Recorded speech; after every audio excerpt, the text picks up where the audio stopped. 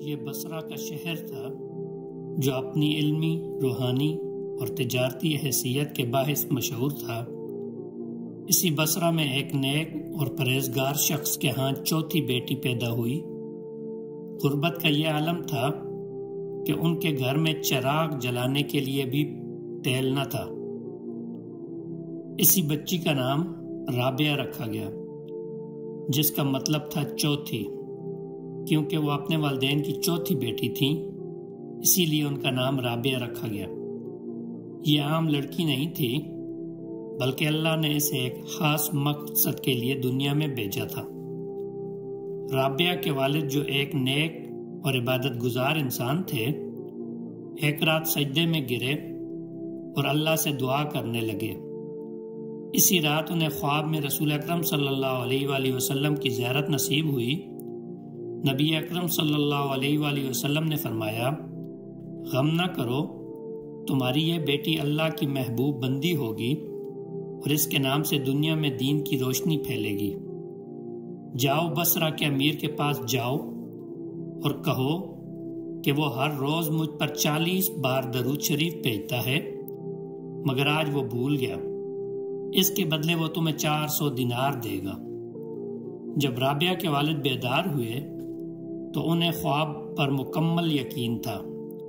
وہ صبح ہوتے ہی امیر بصرہ کے دربار میں گئے اور خواب کا حال سنایا۔ امیر نے ان کی بات سنی تو حیران رہ گیا، کیونکہ درود بھیجنے کی یہ عادت اس کا ایک راز تھی جو کسی کو بھی معلوم نہ تھا۔ وہ سمجھ گیا کہ یہ اللہ کا اشارہ ہے اور فوراً انہیں 400 دینار دے دیے۔ یوں اللہ نے معجزانہ طور پر رابعہ کی پیدائش کے وقت ہی ان کے خاندان کی مدد فرما دی۔ وقت گزرتا گیا اور رابعہ جوان ہو گئیں، مگر تقدیر میں ایک اور آزمائش لکھی تھی۔ بصرہ میں شدید قحط پڑا جس نے ہر طرف تباہی مچا دی۔ رابعہ کے والدین کا انتقال ہو گیا اور وہ اپنی بہنوں سے بھی بچھڑ گئیں۔ وہ بے سہارا ہو گئیں اور اکیلی رہنے لگیں۔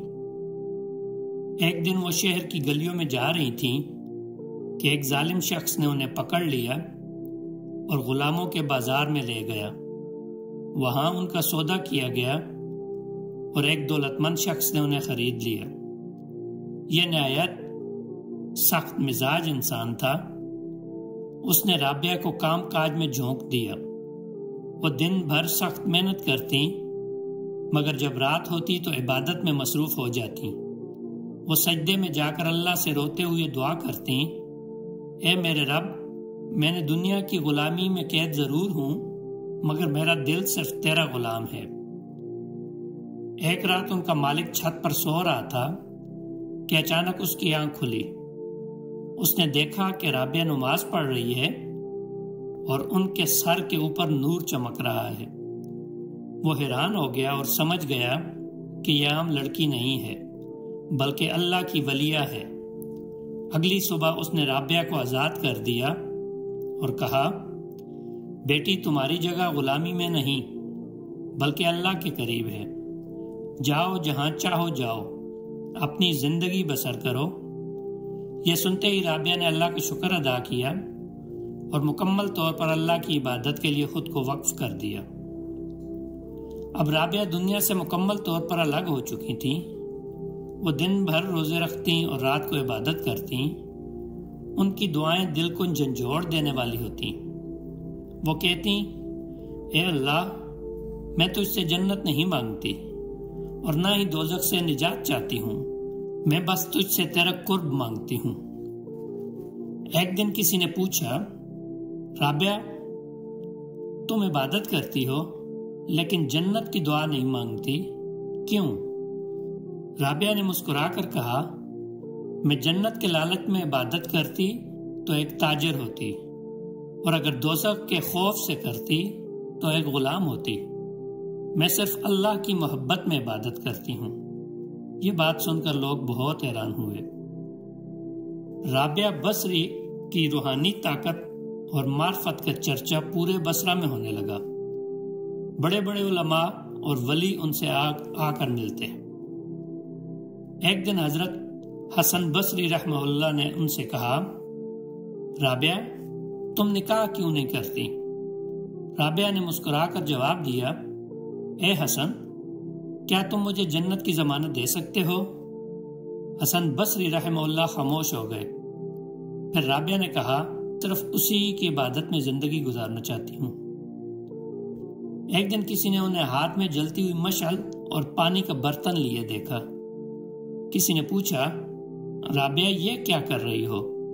انہوں نے جواب دیا، میں چاہتی ہوں کہ جنت کو آگ لگا دوں اور جہنم کو بجھا دوں، تاکہ لوگ اللہ کی عبادت صرف اس کی محبت کی خاطر کریں، نہ کہ انعام یا سزا کے لالچ میں۔ یہ سن کر لوگوں کے دل کانپنے لگے۔ حضرت رابعہ بصری کی ساری زندگی عبادت میں گزری، یہاں تک کہ جب ان کی وفات کا وقت آیا تو ان کے ارد گرد کئی لوگ جمع تھے۔ کسی نے پوچھا، رابعہ آخری وصیت تو دو۔ انہوں نے کمزور آواز میں کہا، اگر تم اللہ کے سچے عاشق ہو تو دنیا کی فکر چھوڑ دو، اللہ کے قریب ہونے کی کوشش کرو، کیونکہ وہی حقیقی محبوب ہے۔